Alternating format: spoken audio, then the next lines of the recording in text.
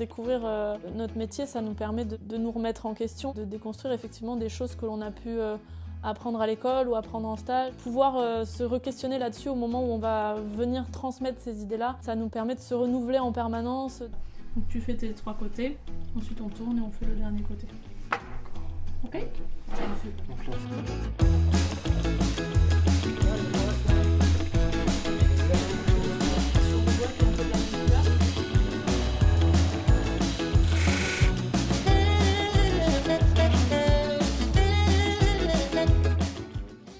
On cherchait justement une manière de faire rentrer le public encore plus dans notre atelier. Weekendoo, c'est une plateforme qui propose justement des petites formations découvertes en tout cas des métiers d'art.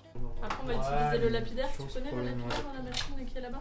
Le fait de leur faire découvrir les gestes d'atelier, les odeurs d'atelier, les matériaux, c'est plaisant de voir ces personnes s'épanouir dans la découverte et ça nous fait avancer nous aussi en fait de transmettre. Tes champs, attention à garder l'éclairage, tu vas y aller doucement dans ce sens-là, ok? Au début, j'avais pas mal d'appréhension parce que j'ai du mal à communiquer mon métier à des gens. Moi, je suis plutôt le genre de gars qui sort pas de son atelier, au fond, à travailler.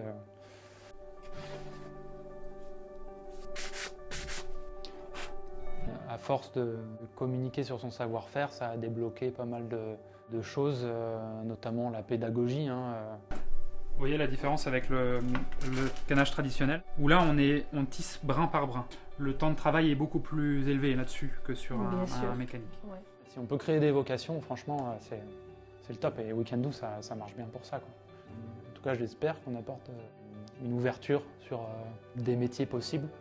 Peut-être que tu leur mets une graine dans la tête qui fait qu'en 5 ans, ils voudront se réorienter et pourquoi pas devenir ébéniste ou autre.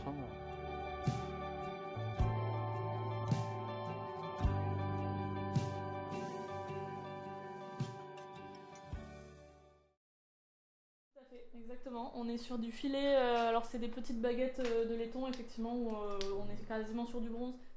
On m'a proposé un poste il y a un peu plus d'1 an au lycée du Bois, donc j'enseigne auprès des Greta, donc c'est des adultes en reconversion.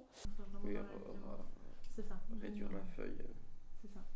Au début, je me suis posé la question, est-ce que je suis la bonne personne pour faire cette mission-là, hein, parce que c'est pas rien de transmettre des choses à des personnes qui vont ensuite en faire leur métier potentiellement. Et effectivement, la lassitude de la courbe et de la rocaille. La date, vous l'avez ou pas de la redécouverte de Pompéi? Non. 1748. La meilleure manière de le savoir, c'est d'essayer en fait. Et finalement, quand on aime ce que l'on fait de manière générale, on aime le transmettre aussi. Donc ça, c'est chouette. C'est plus traditionnel. Je cherche pour l'instant, mais... Les années d'expérience, ça veut tout et rien dire. Anaëlle, elle est hyper forte dans la communication et la transmission d'un métier ou d'un savoir-faire. La question de la légitimité, ça passe surtout par l'envie de transmettre et l'implication. Voilà. Et donc toujours les manchettes d'accotoirs garnies. Vous avez vu au niveau de la tapisserie, plus on va à partir du... Moi, je ne me rendais pas compte au début de l'importance des réseaux sociaux. Anaëlle, elle a compris ça dès le début. Instagram notamment nous permet de communiquer sur notre métier, du coup en général, sur des petites problématiques d'atelier, sur aussi l'esthétique des objets. En fait, c'est une vitrine pour nous. Le but, c'est aussi de faire rentrer les métiers d'art dans l'approche pour les jeunes générations, en fait, de montrer que ces métiers existent et qui sont accessibles en fait à n'importe quelle personne qui a envie de se passionner pour ça. Ouais, en noyer, stylé. Franchement, c'était du travail, mais du coup, avec le travail que j'avais fait tout plaquage, quand j'ai vu ça, j'avais des petites greffes à faire. Ouais. Je me suis éclaté en fait. J'ai retrouvé un peu votre stage. Puis là, je me suis vraiment éclaté dessus et non. Ah bah c'est cool.